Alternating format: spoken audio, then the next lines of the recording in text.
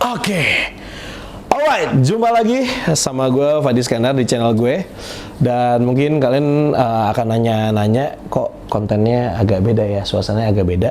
Ya karena ini udah malam. Enggak. Jadi gue buat konten ini mudah-mudahan teman-teman semua terhibur, bisa dapat pelajaran juga. Dan kenapa juga gue buat konten ini, karena mungkin gue sempet kayak scroll DM gitu, terus kayak banyak komen, gue baca komen-komen pas gue sempat gitu. Tapi so far yang gue dapat kesimpulannya adalah kok bisa sih gue jadi orang yang berani, kok bisa sih gue nggak takut sama hal-hal yang seperti itu. Terus gue juga sempat baca kayak awal karir gue seperti apa, terus perjalanan hidup gue kayak gimana, gue orangnya kayak gimana. Itu juga ada beberapa, dan gue akhirnya memutuskan untuk membuat konten ini biar kalian tahu dan ya mungkin bisa ngerasa dekat sama gue. So, this is my new content.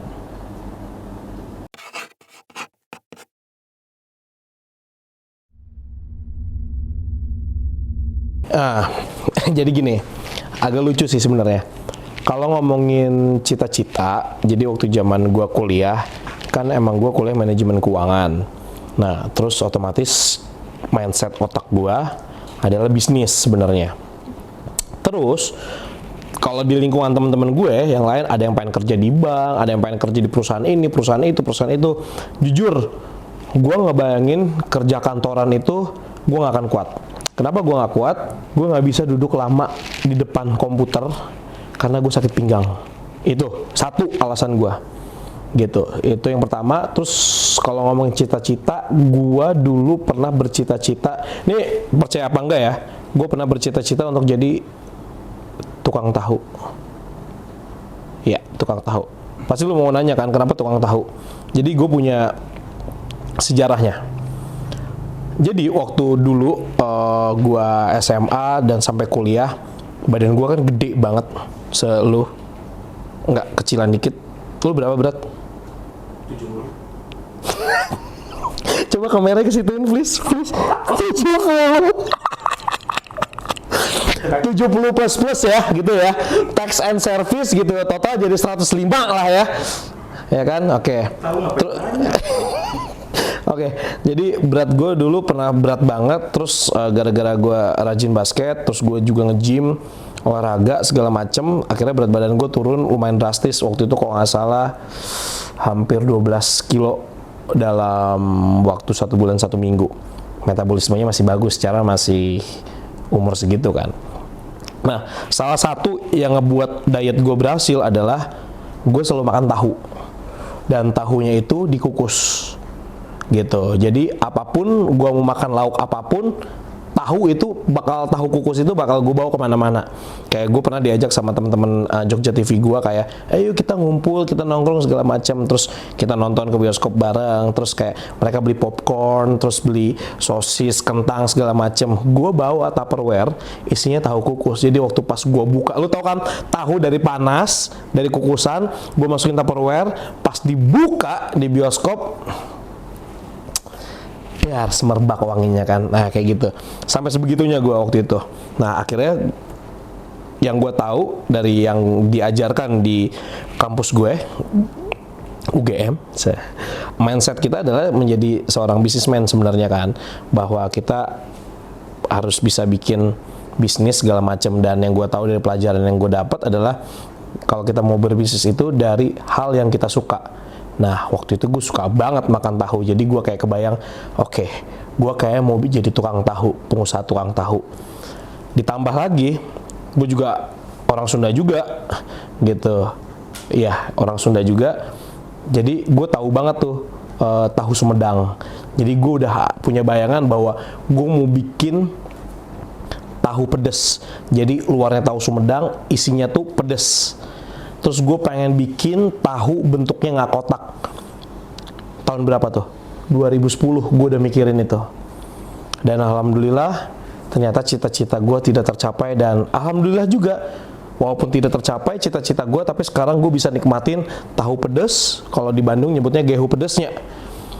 Terus sekarang ada tahu bulat digoreng dadakan 500-an, ada semuanya. Jadi gue kayak wow, ini tahu yang 2010 gue konsep tiba-tiba udah ada, kayak oke juga gitu.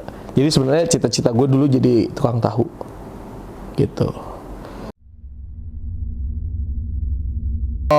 Yang pasti gue bersyukur banget bisa berada di ya kehidupan gue yang sekarang. Ya mungkin bisa dibilang ya gue juga nggak lebih baik dari pengusaha tahu gitu.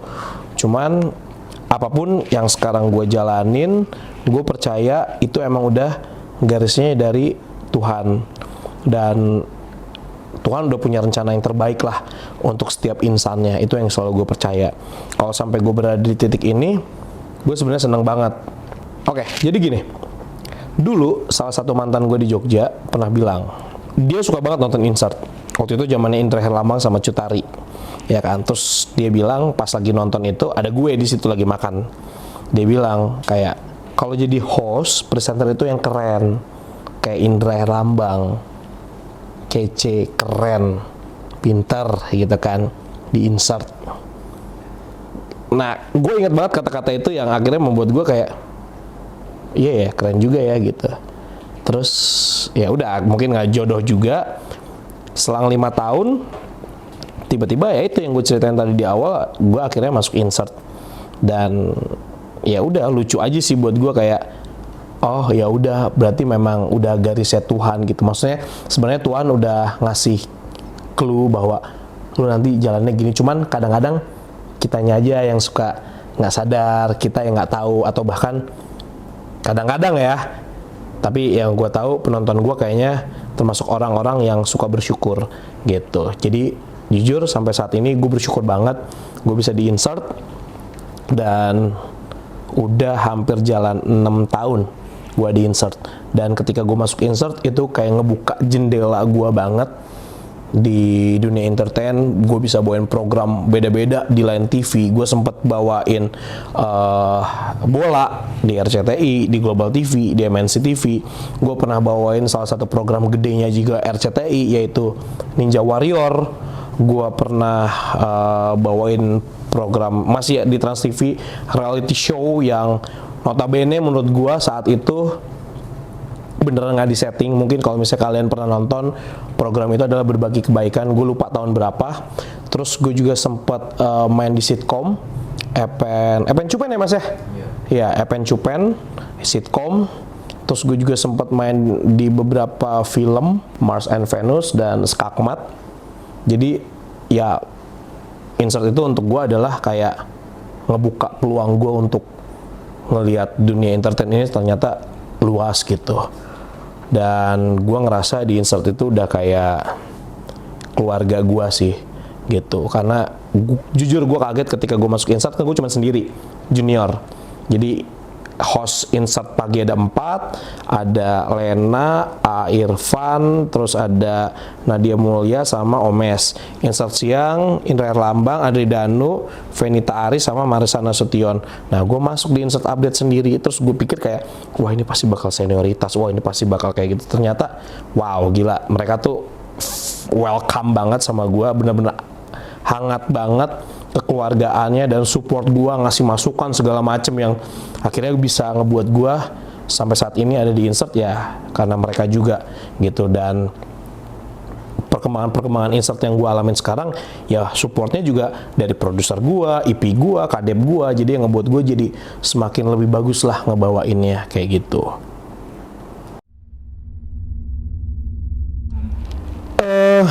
Kesibukan, jadi gue sempat di 2017 gue sama sahabat gue dari SD namanya Dandi, itu sempat kayak kepikiran yuk kita bikin bisnis apa yuk gitu bareng. Dan gue tahu banget pinternya dia kayak gimana, kemampuan dia gimana. Terus akhirnya gue ngebuat lah line si Fadi Potret ini yang bergerak di bidang jasa, yaitu fotografi. Terus ya udah jalan ya, walaupun kadang-kadang karena jujur karena ya kita ngejalanin berdua, yang satu orang di belakang kamera, yang satu punya ide-ide gila dan editor yang keren. Tapi ya gua nggak punya tim marketing yang which is ketika lu punya bisnis itu emang marketing itu penting banget gitu. Sampai akhirnya ya kadang mati suri, kadang gua nggak dapat kerjaan gitu. Tapi kan toh namanya bisnis ya pasti naik turun segala macem, walaupun memang kadang-kadang ada orderan apa segala macem untuk foto gitu.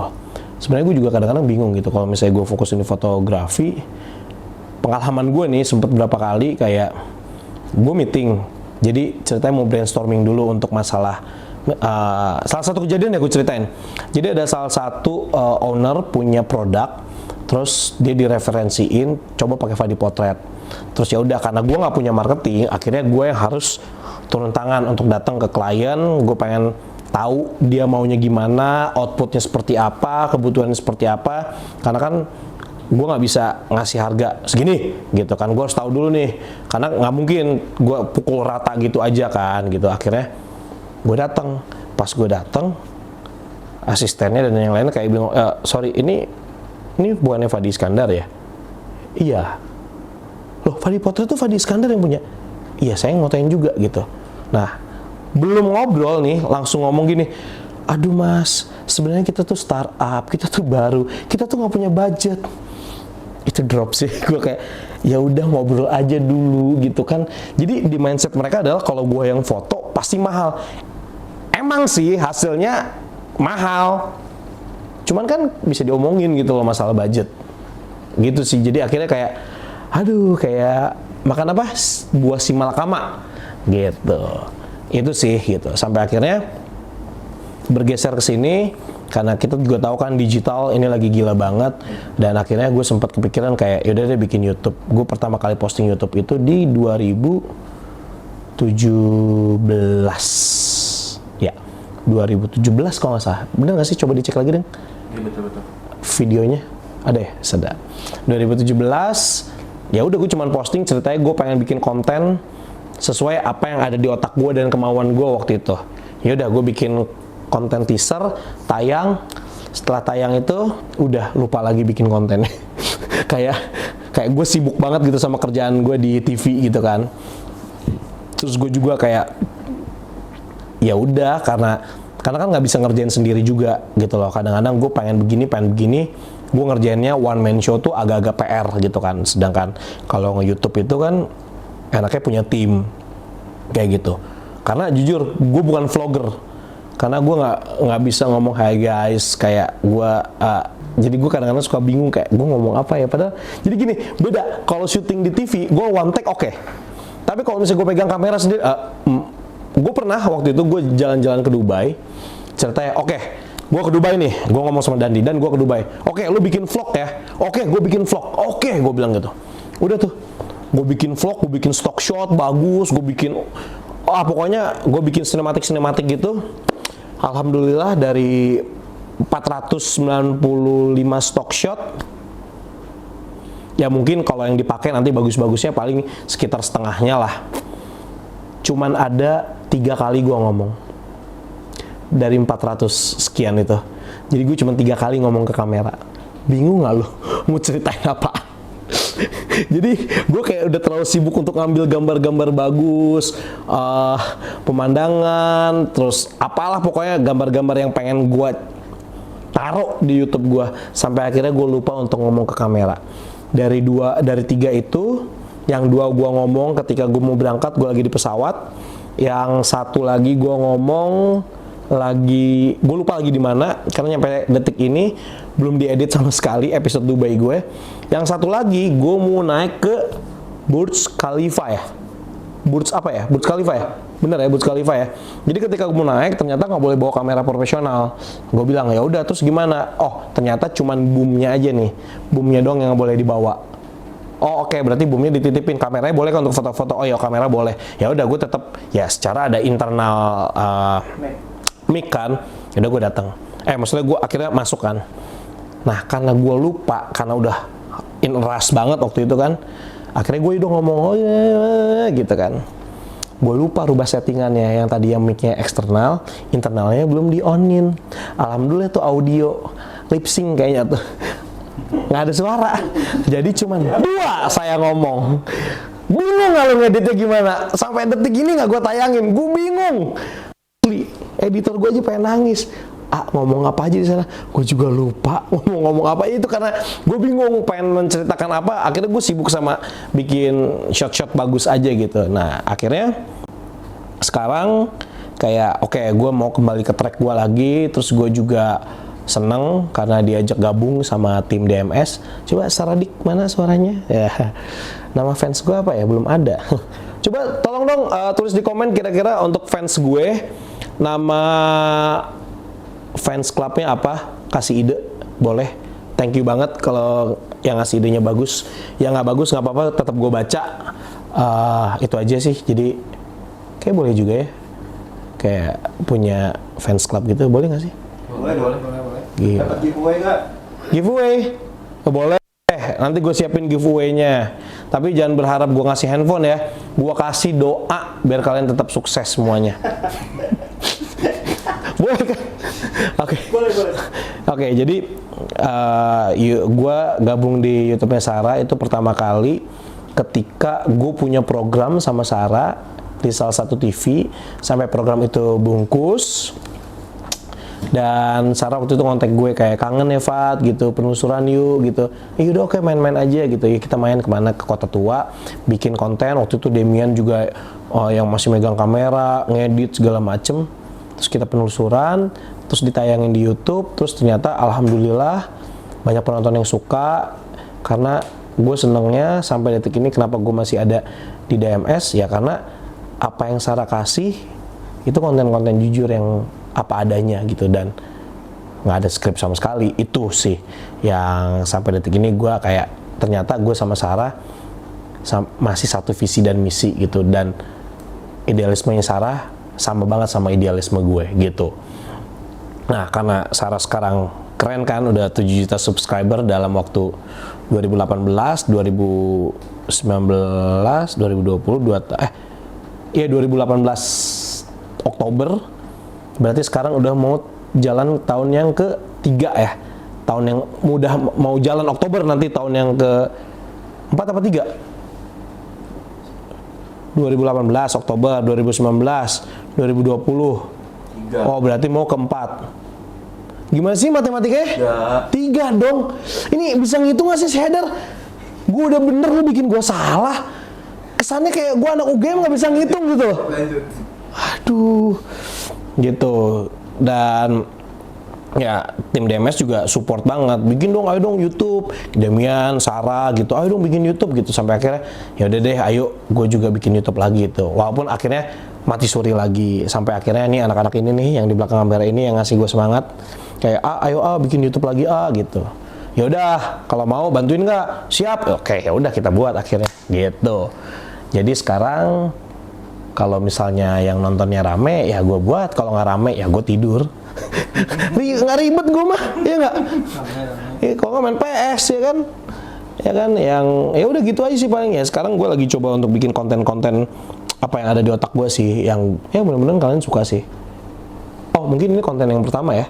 Ini konten yang pertama, mungkin yang dibahas gue.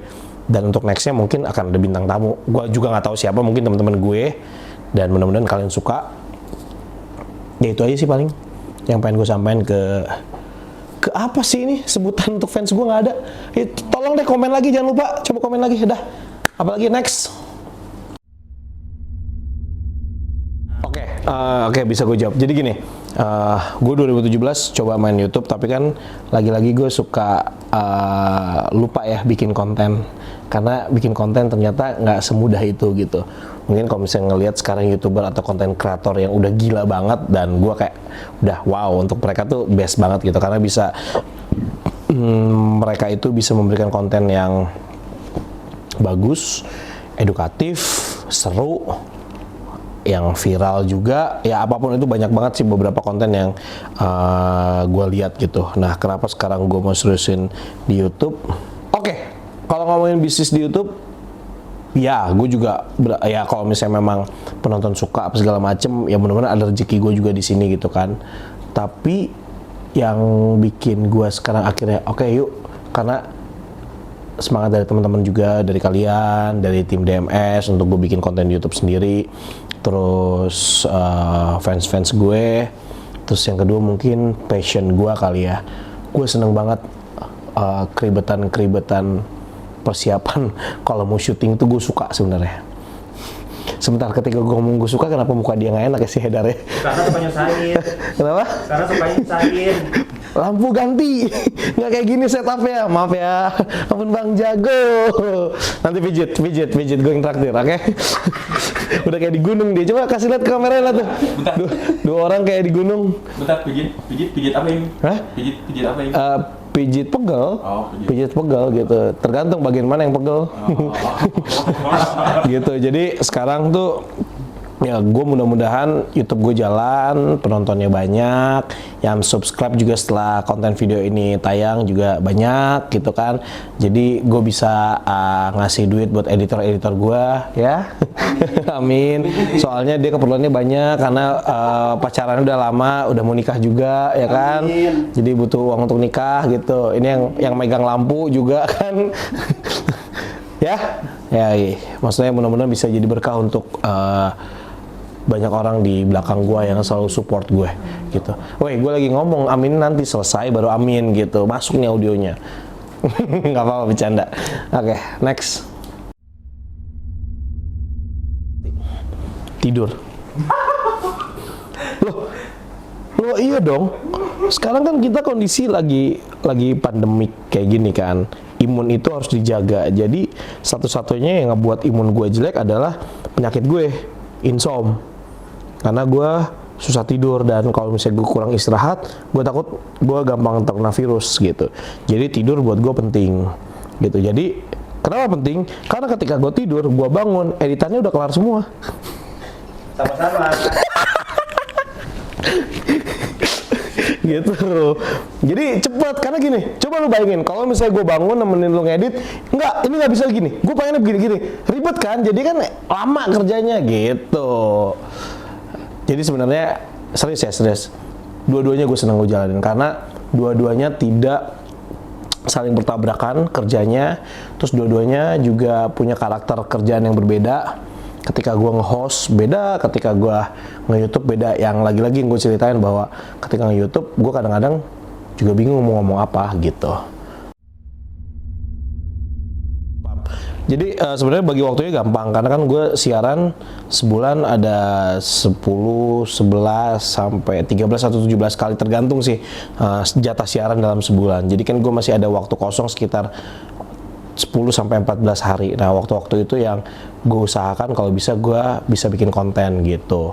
Jadi sebenarnya nggak ada yang bertabrakan sih satu sama lain gitu. Terus juga kebetulan memang sekarang kondisi sekarang 2020 deh sampai 2021 ini kan memang kerjaan juga lagi seret juga gitu kan, kayak nggak lagi banyak kerjaan, jadi kerjaan-kerjaan selain di insert nggak terlalu banyak mengganggu sih gitu. Jadi masih aman sih gue sebenarnya untuk bikin konten. Jadi tolong di subscribe, like, and share.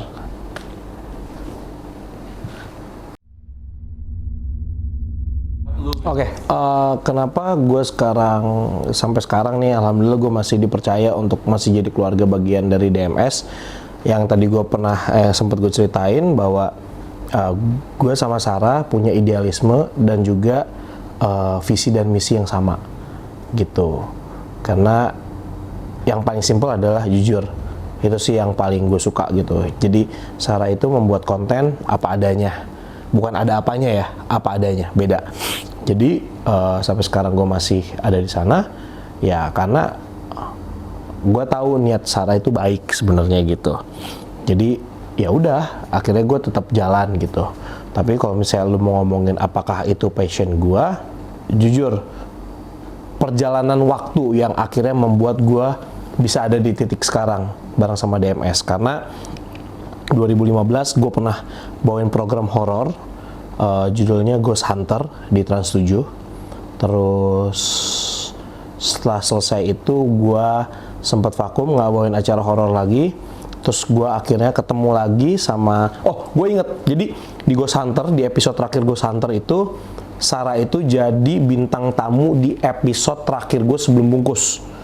Jadi Waktu itu gue ketemu sama Sarah cuma sekali doang, dan gue kenal, oh ini Sarah Wijayanto nih gitu. Waktu itu gue inget banget Demian sama timnya jemput Sarah di lokasi, jadi gue kenal juga sama Demian, tapi ya cuma sekali itu doang.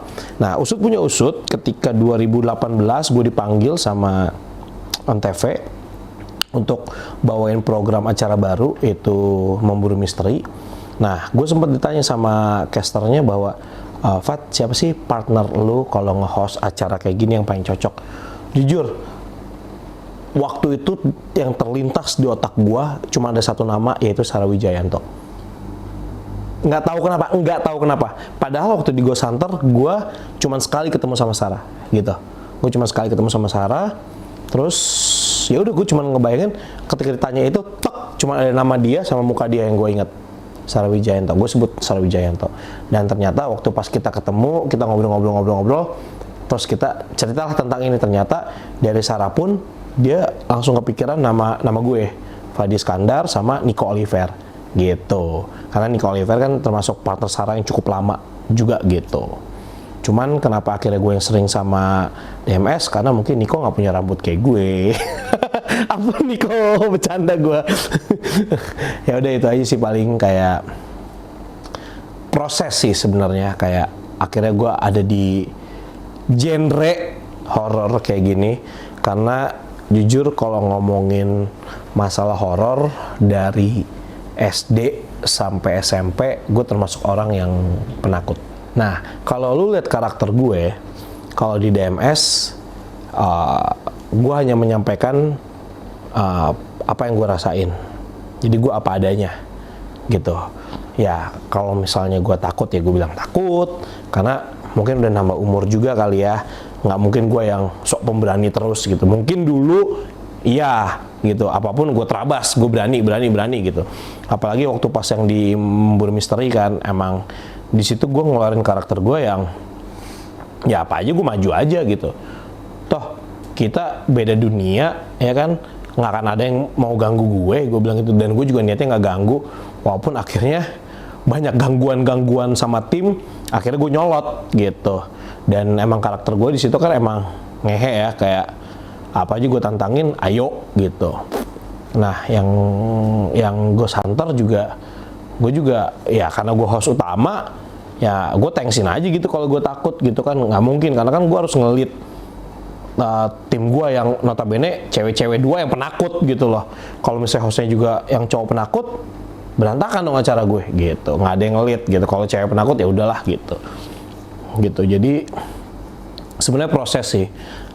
Mungkin kalau misalnya rasa takut terhadap makhluk-makhluk itu tidak gue atasi ketika gue SMP, mungkin sampai detik ini gue bakal tetap jadi orang yang penakut sih menurut gue. Karena dulu gue inget banget, kalau misalnya teman-teman gue nonton nih, anak-anak SMP 5 Bogor, gue sekolah di sana dulu. Jadi zaman dulu itu program Dunia Lain itu happening banget kan, uji nyali segala macam. Terus kita biasalah anak SMP ya kan, anak SMP terinspirasi dari program TV kayak, wah lucu nih, kita coba deh kita uji nyali di sekolah. Karena denger kan di sekolah kayak ada gini-gini. Sebenarnya di mana juga ada, di rumah ini juga ada sebenarnya kan. Maksudnya kan kita juga berdampingan sama mereka, tapi kan beda dunia. Dan emang tipisnya itu kan seperti membran yang dibelah jadi 7, bukan begitu? Ya kayak gitulah pokoknya. Nah terus akhirnya ya udah, akhirnya gue ngumpul sama teman-teman untuk ceritanya uji nyali di sekolah. Waktu itu gue lupa, aduh nama-nama temen gue lupa. Pokoknya ada, yang gue ingat ada Adang, ada, aduh lupa gue, pokoknya banyak, 7 apa 6 orang gitu. Nah ceritanya kita udah di sekolah nih malam-malam, jam abis sholat isya, kita sholat isya di, gue sholat isya di rumah, terus gue ke sekolah. Nah kita mulai jam 9, ngobrol-ngobrol, biasa makan kacang, minum bajigur, jam 10, jam 11, pas mulai jam 12, yuk kita muter sekolah, ber-7 apa ber-6 gitu, gue lupa. Terus ya biasa, mulai ada teman gue yang ngeliat di laboratorium, kan di laboratorium itu ada tengkorak, yang katanya tengkoraknya gini-gini sendiri gitu kan, geser sendiri, terus tiba-tiba dia pucat gara-gara ngeliat itu ya kan. Waktu itu kan gue ngebayanginnya pasti kayak, wah anjing bener nih gitu kan, wah bener nih gitu kan. Ya gue juga sempet takut waktu itu, cuman ya gue tensin aja gitu kan. Secara orang taunya gue anak karateka di SMP, orang taunya gue pemberani gitu kan. Tapi masa sama yang beginian aja nggak kelihatan gue takut gitu kan. Jadi gue kayak oke, masih stay cool. Udah nggak apa-apa, tenang. Kita deket-deketan. Gue selalu ngomong gitu sama temen-temen gue. Muter sampai akhirnya gue jalan ke area kelas gue, yang which is itu di naik tangga 2 kali di ujung. Nah, jadi waktu sekolah gue itu kan ada kelas 1A, B, C sampai I. Kelas gue 1I. Gue inget banget tuh di paling pojok di lantai 2. Jadi gue lagi jalan udah nyampe 1G, 1H, pas mau ke 1I itu tiba-tiba pintu nggak ada angin, plak, 1I, anjing gue merinding. 1I nutup, 1H nutup, 1G nutup, dak. Itu sumpah atlet maraton gue yakin kalah sama kita semua. Kita lari turun tangga sampai ke aula depan, sampai gerbang sekolah, dan itu cepet banget lari kita. Dan pas nyampe sana kita kayak yang udah pucet, kayak selang berapa menit kayak, terus habis itu kita ketawa kayak tolol aja gitu, ketololan zaman SMP. Waktu itu kita ketawa ya karena kita lucu, larinya tuh bareng-bareng dan kencang semua, sampai yang gendut pun larinya kencang. Lo bayangin tuh, gila kan? Gue juga termasuk gendut waktu itu. Gue juga termasuk gendut. Larinya? Gue juga larinya kenceng. Coba liatin. Apa? Gue juga larinya kenceng. Ya kelihatan kok. Lari dari masalah, lari dari tanggung jawab, ya kan? Sama yang kemarin putus juga lari kan? Gitu.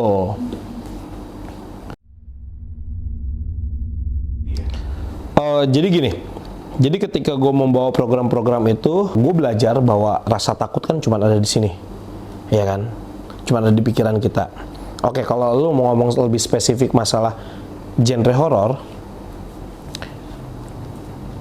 kita itu udah terlalu biasa dari kecil melihat bahwa kuntilanak bentuknya seperti ini, pocong bentuknya seperti ini, gitu kan. Dan walaupun memang itu benar misalnya ya, walaupun itu memang benar, karena alhamdulillah sampai saat ini, detik ini, gue belum pernah bisa melihat yang begitu, dan gue juga nggak mau, walaupun Sarah bilang ayo bisa, makasih Sar, ampun gitu kan. Tapi ya akhirnya gue membuat bahwa jangan sampai apa yang ada di bayangan gue itu tercipta gitu loh. Nah, jadi gue lucu, yang membuat gue akhirnya nge-split ketakutan gue jadi gue lebih berani adalah gue nonton film Disney kalau nggak salah ya, Monster Inc. Itu kan di situ ada monster gitu, ceritanya kan kayak ya mungkin hantu lah ya gitu. Monster sih, lebih ke monster. Jadi monster ini adalah kerjanya adalah nakutin anak-anak kecil untuk takut. Jadi semakin dia takut, dia mendapatkan power. Dan ternyata gue pernah dengar juga bahwa, koreksi kalau gue salah, bahwa yang namanya golongan jin dan sebangsanya ya, terutama yang kita ngomongin yang sering menghantui kita lah, kayak kita sebut let's say hantu gitu, itu mereka bisa menunjukkan wujudnya karena mendapatkan energi dari rasa takut kita. Gue lupa, bener nggak itu mas? Nggak mesti, oke, nggak mesti. Cuman itu yang gue pelajari menurut gue, dan gue kayak pernah denger itu. Tapi ketika gue nonton film Monster itu, gue kayak oke. Karena gue suka berpikir dengan logika bahwa film Disney aja punya referensi cerita seperti itu. Walaupun itu cuman karangan, tapi gue yakin banget basicnya mereka punya dasar kenapa bisa buat cerita seperti itu. Akhirnya gue men-split otak gue bahwa gini, oke, kalau misalnya gue takut terhadap sesuatu, ngomongin horor, wah gue jalan ke sini, gue takut ketemu sama kuntilanak misalnya. Akhirnya yang gue bayangin di otak gue adalah, oke, kuntilanak, rambutnya panjang, kulitnya putih, badannya semampai, pakai dress putih, matanya agak belau dikit, hidungnya mancung, bibirnya seksi. Pas gue perjelas lagi, ternyata itu Angelina Jolie. Jadi bener ini serius. Jadi Jadi gue ngebayangin bentukannya itu kayak Angelina Jolie. Ini gue serius. Ini cara gue mengatasi rasa takut gue. Gue ngebayangin Angelina Jolie. Mungkin sekarang gue udah agak bergeser sedikit ke Margot Robbie gitu kan, karena Angelina Jolie juga kayak nggak pernah balas DM gue. Siapa gue anjing? Nggak bercanda gue. Jadi gue ngebayangin Angelina Jolie gitu kan. Gue suka sama Angelina Jolie. Jadi gue ngebayangin bahwa kalau misalnya gue takut, terus gue daripada ngebayangin kuntilanak, gue ngebayangin kuntilanak yang tadi gue deskripsiin, tapi mukanya Angelina Jolie.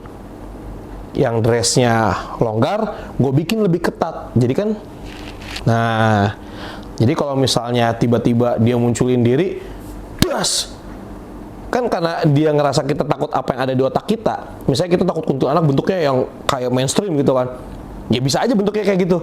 Coba kalau misalnya kita ngebayanginnya Angelina Jolie atau siapapun yang kalian suka, pas muncul beneran Angelina Jolie atau siapa Margot Robbie atau siapa Anne Hathaway gitu kan, mereka juga ketika mau berubah jadi kayak gitu, anjingnya ini orang bikin PR gue. Hantunya juga mikir, bray. Itu yang ngebuat gue akhirnya gue nge-split jadi gue nggak takut gitu.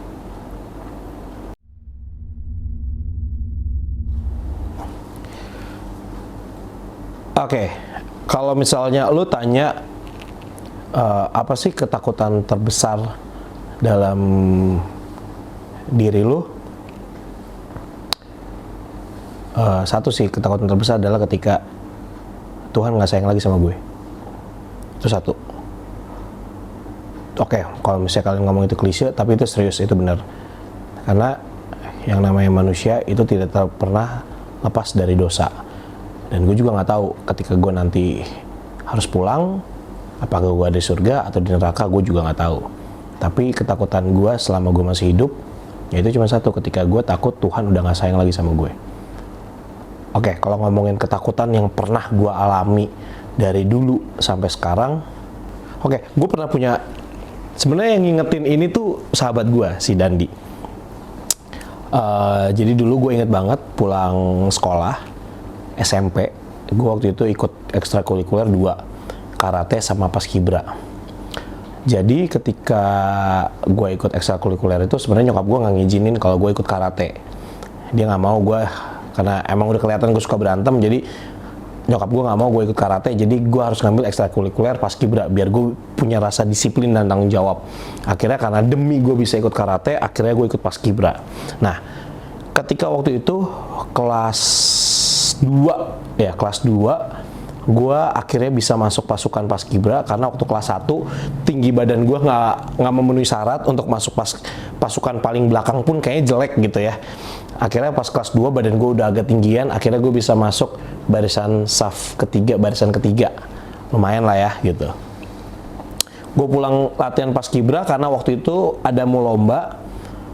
Ketika pulang diangkot rame-rame sama senior kakak kelas gue dan teman-teman kelas angkatan gue, terus kita sempat ngobrol dan gue dengerin kakak kelas gue kayak ngomong gini, aduh gila ya temen gue kemarin ngetrek balap motor sampai jatuh celaka, sekarang kakinya patah bla bla bla bla bla gitu.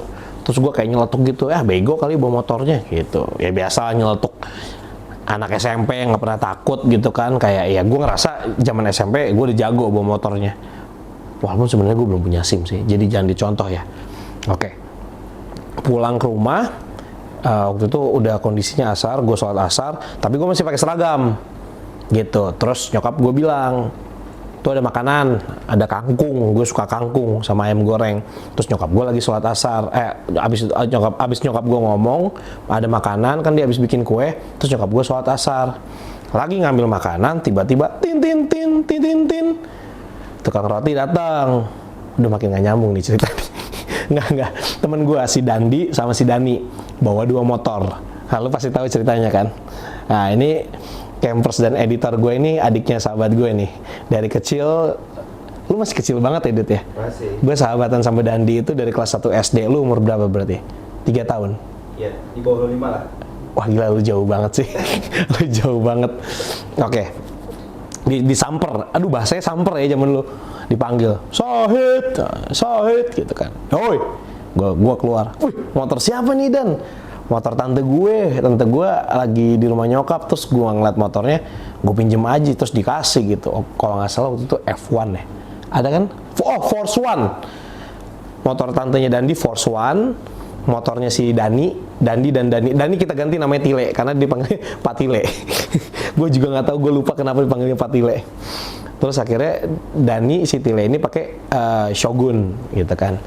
Terus mereka nyamper gue dua motor, weh motor baru nih, enggak ini motor tante gue kata Dandi gitu kan. Kita ke perumahan ini yuk, jalannya udah diaspal bagus banget. Oh iya boleh, gue bilang gitu. Gue tinggalin lah makanan itu, gue langsung naik motor pakai sendal, masih pakai seragam tuh. Udah, terus akhirnya gue yang pakai motor deh, gue bilang gitu, gue masih dibonceng. Ya udah akhirnya si Dandi pindah ke si Dani, si Tile ini dibonceng. Gue bawa motor tantenya Dandi sendiri, tante Ina. Bawa motor sendiri, terus kita jalan. Pas nyampe komplek itu emang jalan itu gede banget dan kita bisa ngebut-ngebutan di situ, tapi kita nggak berani ngebut karena banyak orang yang main sepeda, banyak orang yang masih jalan. Jadi kayak walaupun kita zaman itu tidak terkontrol, tapi kita tetap tahu tata krama dan tanggung jawab. Oke, ini banyak orang nih guys, jadi nggak bisa ngebut. Kita udah paham itu, jadi kita bawa motor santai aja, nikmatin jalan yang rata, nggak banyak polisi tidur gitu kan. Sampai akhirnya kita keluar komplek, jadi masuk komplek lewat belakang. Oh enggak, jadi ada dua pintu. Masuk yang lewat dekat komplek gue, keluarnya lewat jalan raya gede. Nah, di jalan raya gede ya namanya motor ya kan, ya boleh dong ngebut di jalan raya gitu kan.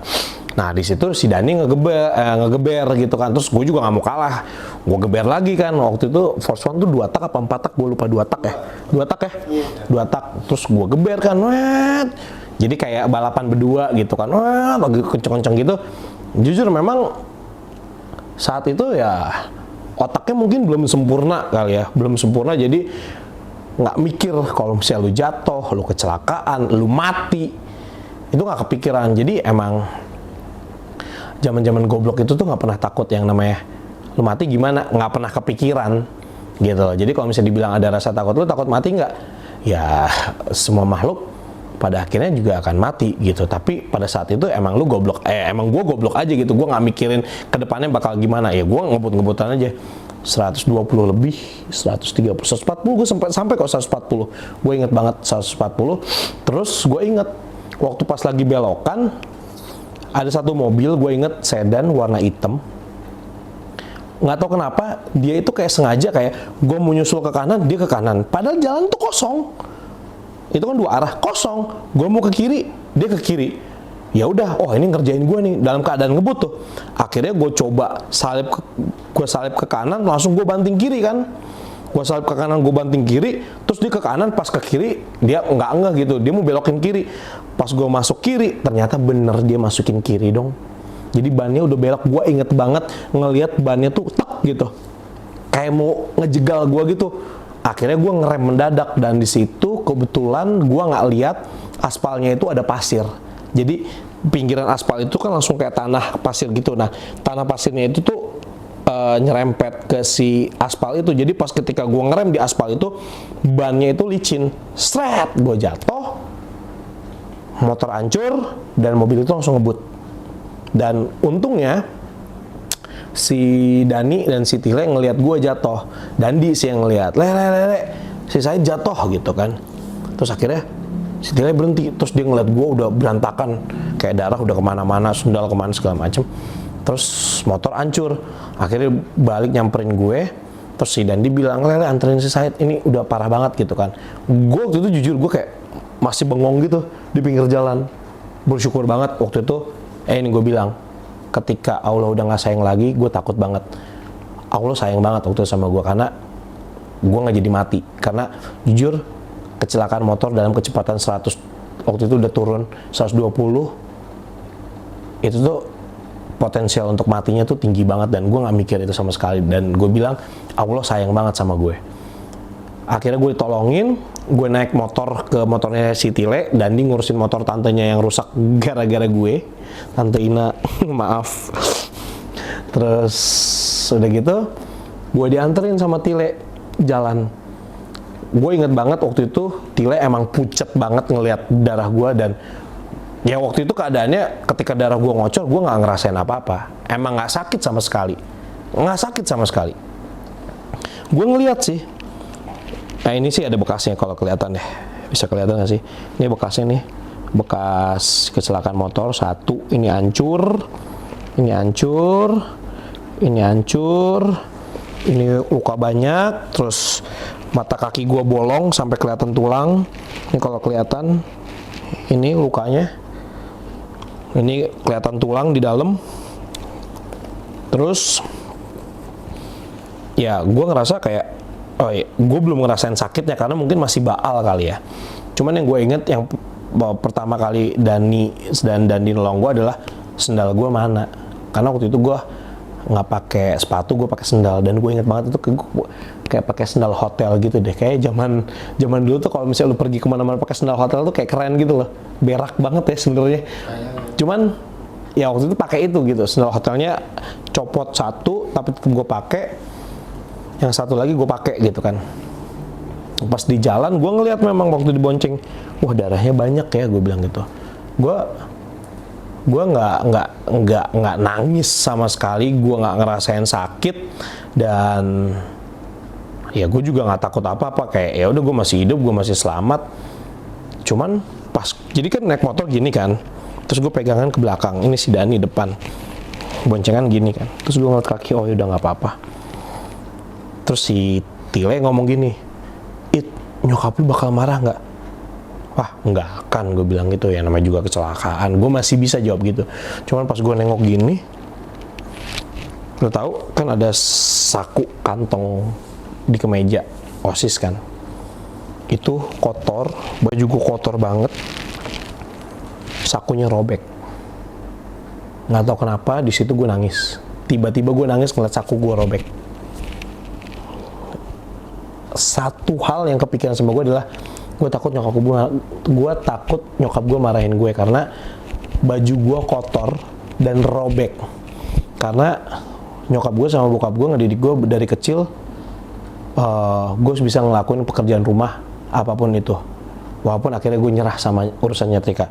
Gue nyapu, gue ngepel, gue nyuci baju sendiri, apalagi yang namanya anak sekolah ya, main bola, daki, keringetan, kotor, hitam, itu gue harus nyuci sendiri. Nah, nyucinya nggak masalah buat gue. Masalahnya gue belum punya skill untuk ngejahit. Jadi di situ gue nangis karena gue nggak mampu untuk ngejahit, dan nyokap gue pasti marah. Itu yang di pikiran gue, dan itu sih yang ngebuat gue nangis karena gue nggak bisa ngejahit saku kantong OSIS gue waktu itu. Pas nyampe rumah, nyokap gue kaget, histeris. Tapi dia tegar, dia langsung nyari beca, karena waktu itu mobil lagi dipakai bokap, beca nggak dapet, ada angkot di komplek rumah yang mau pulang, di charter sama nyokap gue untuk nganterin gue ke rumah sakit. Akhirnya gue ke rumah sakit naik angkot. Di rumah sakit diobatin, bokap gue datang, bokap gue ngeliat luka gue begitu, dia pucet karena dia takut darah. Ya udah, gitu ceritanya sampai akhirnya gue kayaknya hampir 1 bulan 3 minggu apa 1 bulan gue nggak ke sekolah karena gue nggak bisa jalan sama sekali. Bersyukurnya tulang gue nggak ada yang patah gitu. Jadi gue bilang bahwa gue paling takut ketika Tuhan nggak sayang lagi sama gue. Itu ketakutan terbesar yang ada dalam diri gue sih sebenarnya gitu.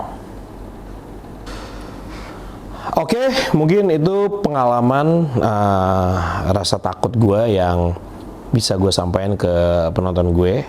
Mungkin untuk next episode-nya gue akan ngundang beberapa temen gue yang akan cerita mengenai apa sih rasa takut yang ada di dalam diri mereka, mau dulu ataupun sekarang. Dan gue juga mau ngingetin buat kalian, jangan lupa subscribe, like, and comment. Kalau yang nggak suka boleh di like, yang suka di like juga, dan juga share. Siapa tahu tontonan ini bisa menghibur dan juga memberikan, mungkin ada pelajaran yang bisa kalian ambil, karena kita belajar bisa dari apapun, bisa dari buku, bisa dari guru, ataupun belajar dari pengalaman orang. Mudah-mudahan ini menjadi berkah. Sampai jumpa lagi di next episode.